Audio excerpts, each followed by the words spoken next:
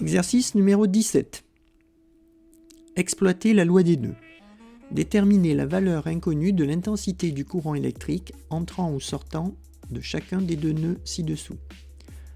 Alors, pour appliquer la loi des nœuds, au nœud A, la somme des intensités qui arrivent à ce nœud A est égale à la somme des intensités qui en repartent.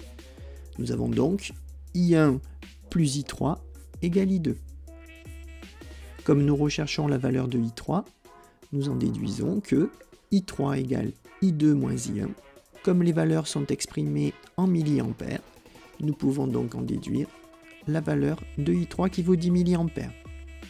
De même au nœud B, qui est ici, I2, I1 et I4 arrivent au nœud B, seulement I3 en repart. La loi donc des nœuds au nœud B s'écrira I1 plus I2 plus I4 est donc égal à I3.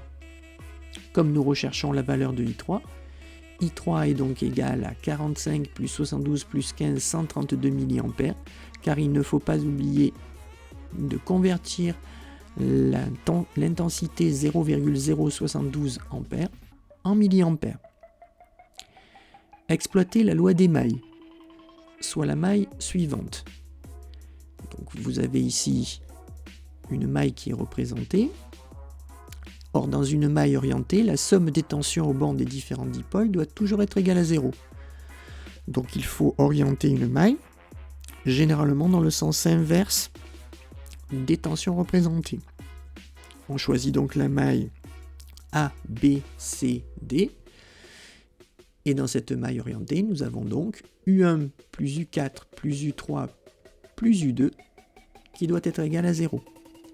Comme nous cherchons la valeur de U4, U4 égale moins U1 plus U3 plus U2, nous en déduisons que la valeur de U4 vaut 5,2 volts.